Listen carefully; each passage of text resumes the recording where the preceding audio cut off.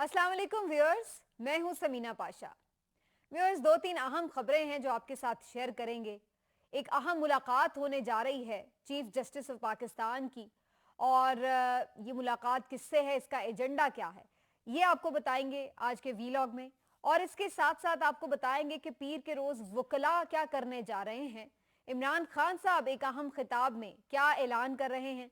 और इसके साथ साथ आपको ये भी बताएंगे कि आखिर पीडीएम ने जो इजलास किया है उन्होंने क्या अब हिकमत अमली बनाई है, किस तरीके से आगे चलना है, कैसे इलेक्शन ना करवाने का जो उनका एजेंडा है उसको मुसल्लत करना है।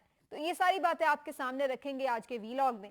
लेकिन उससे पहले थोड़ा सा यूं ही मैं सोच रही थी कि 1 अप्रैल था और जरा कॉन्शियस रहना चाहिए कि कोई फूल ना बनाए। लेकिन फिर मैं ये सोचने लगी कि हमारी कौम की तो बदकिस्मती ये है कि सिर्फ 1 अप्रैल ही क्या, सारा साल ही हमें फूल बनाया जाता है। सारा साल ही हमारी आंखों में धूल झोंकी जाती है। सारा साल ही हमें भेड़ बकरियां समझा जाता है। और हमें ये बताया जाता है कि सब आइन और कानून के कितने मतवाले हैं। हमें बताया जाता है कि उनको गरीबों का दुख दर्द कैसे अंदर ही अंदर घुलाए चले जा रहा है। और हमें बताया जाता है कि दूसरा कितना झूठा, चोर और मुनाफिक है और वो कितने पाकबाज हैं। ये सारा साल ही खेल चलता है और ये फूल बनाने का अमल जारी और सारी रहता है। लेकिन हम भी पता नहीं क्यों फूल बनते चले आ रहे हैं और 75 सालों से फूल बन रहे हैं। और हम ये समझते हैं कि जो हमें मुतालिया पाकिस्तान में पढ़ाया जाता है वो बिल्कुल हूबहू सही है और वही तारीख है, वही हकीकत है। इसके बरक्स क्या कुछ होता रहा है, खिलवाड़ यहाँ पर किसने मुल्क को इस नहज पर पहुंचा दिया है, इसकी कहानी कुछ और ही हमें बताती है। बहरहाल, फूल मत बनिएगा और फूल बनाने का अमल जारी है। अब नवाज शरीफ साहब ने एक प्रेस कॉन्फ्रेंस भी की लंदन से बैठकर, और उन्होंने कौम को ये बताया महंगे तरीन अपार्टमेंट्स में बैठ के, जो दुनिया में महंगे तरीन अपार्टमेंट्स हैं, जो उन्होंने खरीदे भी नहीं और जो कहां से आए उनको पता भी नहीं, उन अपार्टमेंट्स में बैठ के नवाज शरीफ साहब कौम के दर्द में मुब्तला थे। और वो बता रहे थे कि उन्हें आइन और कानून की हुक्मरानी बड़ी अजीज है। वो शख्स जो 3 सालों से बाहर बैठा है और अदालत को मतलूब है, इश्तिहारी है, मफरूर है, लेकिन वो बता रहा था कि आइन की सरबुलंदी बड़ी जरूरी है और कानून की सरबुलंदी बड़ी जरूरी है। और वो शख्स जो कि इस वक्त तक जिसका स्टेटस ये है कि वो मुजरिम है, वो ये कह रहा था कि उसको उसकी पसंद का एक पूरा बेंच चाहिए जिसके ऊपर उसे एतबार हो और उसके बगैर वो फैसला तस्लीम नहीं करेगा मुल्क की सबसे बड़ी अदालत का। और वो ये बता रहा था कि किस तरह उसके दौर में दूध और शहद की नहरें बह रही थी और किस तरह के भाई की हुकूमत है। तो ये सारे जो मसाइल हैं इस वक्त जो पिछले 1 साल में हमें नजर आ रहे हैं वो सब इमरान खान की वजह से हैं। तो फूल बनाने का अमल बड़े अरसे से जारी है। अब ये अवाम के ऊपर डिपेंड करता है कि वो कब तक फूल बनती है और किसको समझती है कि वो फूल बना रहा है। क्योंकि दूसरी तरफ बहुत सारे लोग ये भी समझते हैं कि पता नहीं इमरान खान साहब फूल बना रहे हैं या ये जमातें फूल बना रही हैं, क्योंकि वो भी यही कहते हैं कि आइन और कानून की हुक्मरानी वो चाहते हैं। लेकिन अब ये फैसला करना इतना मुश्किल नहीं है।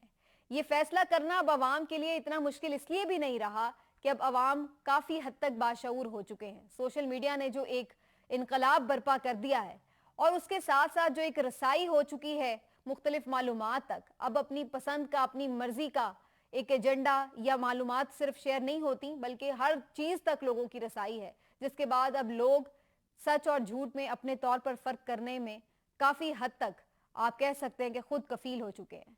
तो ऐसे में अब लोग अब वाजे हैं कि उनको क्या चाहिए। यही वजह है कि कैलकुलेशंस गलत साबित हुई और 1 साल से कोशिश के बावजूद भी इस तहरीक को दबाया नहीं जा सका। इससे पहले पाकिस्तान में ऐसा नहीं देखा कि कोई शख्स हुकूमत से निकाला गया हो और वो अवाम में इस कदर मकबूल हो जाए कि बड़े बड़े ताकतवर हल्के उसकी मकबूलियत से खौफ खाने लगे। हत्ता कि पुरानी देरीना दुश्मन जमातें भी आपस में हाथ मिलाकर लट लेकर उसके पीछे पड़ जाएं और फिर भी वो किसी से तस्खीर नहीं हो रहा।